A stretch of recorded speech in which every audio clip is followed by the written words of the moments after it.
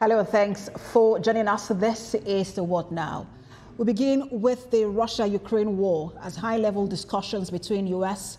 and Russia has Russian officials ended moments ago at the Riyadh Palace in Riyadh, Saudi Arabia. The nations have agreed to address irritants to their bilateral relationship with the objective of taking steps necessary to normalize the operation of their respective diplomatic missions. They also agreed to appoint high-level teams for Ukraine talks, working on a path to ending the conflict in Ukraine as soon as possible.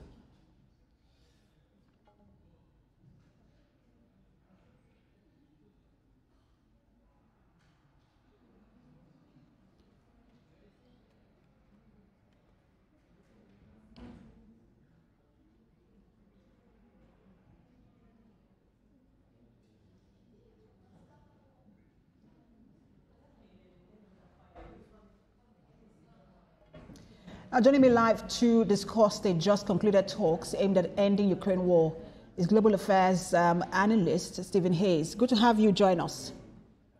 Thank you. Good to see you again. So Russia and US are talking for the first time after silence for years. But it seemed more like about the normalization of ties between US and Russia and less about Ukraine. Do you think? Yes, that was my observation as well. And I basically am in favor of talks. I think that dialogue is always important regardless of the state of affairs between two countries. You can't solve problems without dialogue. So I think overall this is a very positive step. It also does seem that a lot more time was spent on developing U.S.-Russia relations, I should say redeveloping them, more than on Ukraine. But again, Ukraine was discussed. But the primary lesson that I am taking out initially after Lavrov's press conference is that economic relations are very key to this between the U.S. and Russia. And just before the talks, U.S. Defense Secretary Pete Hegseth said that there will be, he was outlining some of the things that, to be expected from these talks. But he said there will be no NATO membership guarantees for Ukraine, no return to old borders, which means that Russia gets to, lay claim on the territory, or hold on to the territories it has claimed. And then there will be Russia's sanctions relief and no security guarantees. It already seems like victory for Russia even before talks.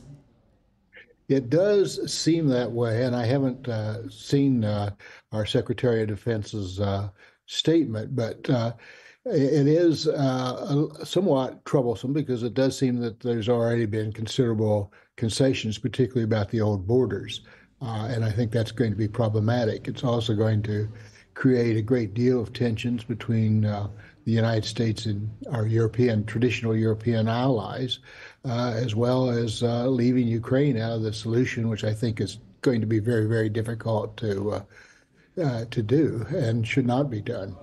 And I will come to Europe in just a moment because you mentioned the European allies, but I want to stay on Ukraine.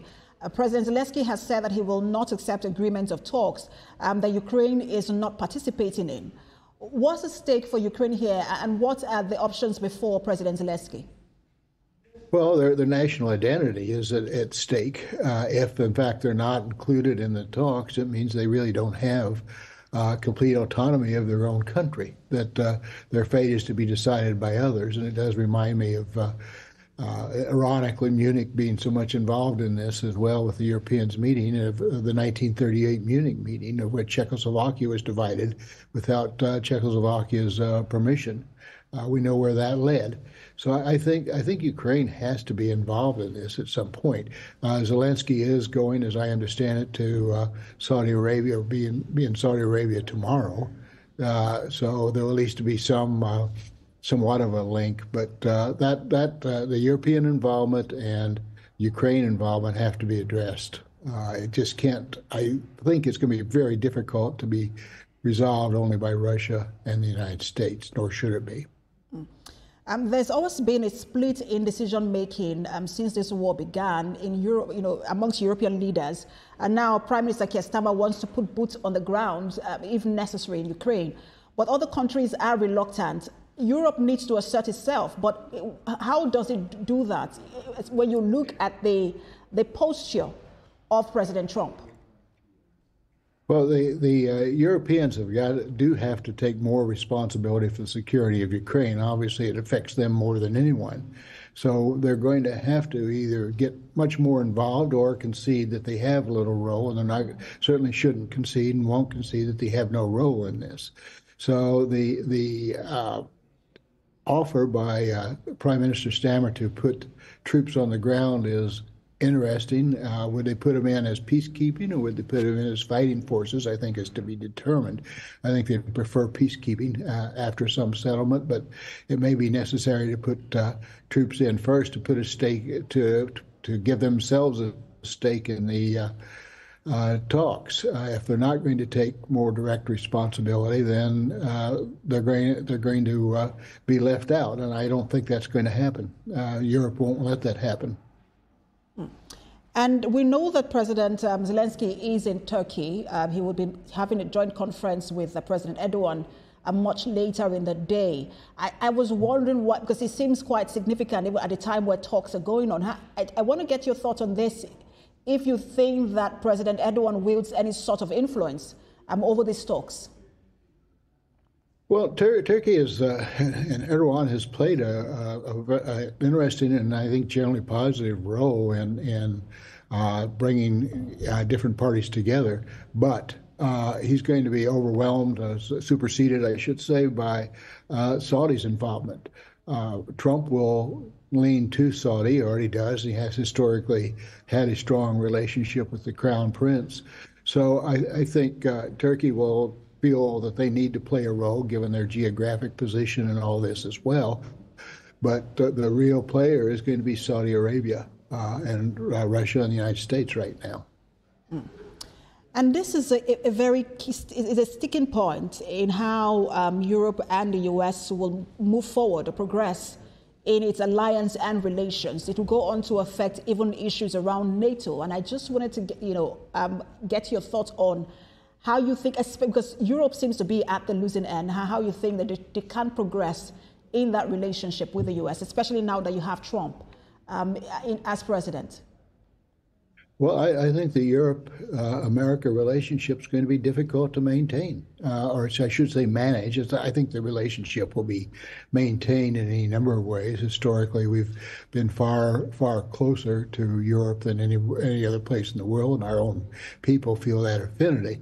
But I think there's going to be strains on the relationship between Europe and the United States under Trump.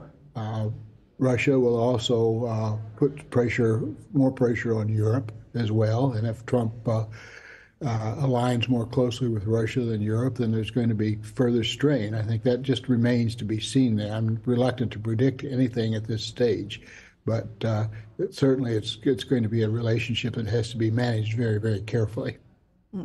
And do you think that Europe can provide the security guarantees that Ukraine needs at this time if the agreements reached are not in favor of Ukraine?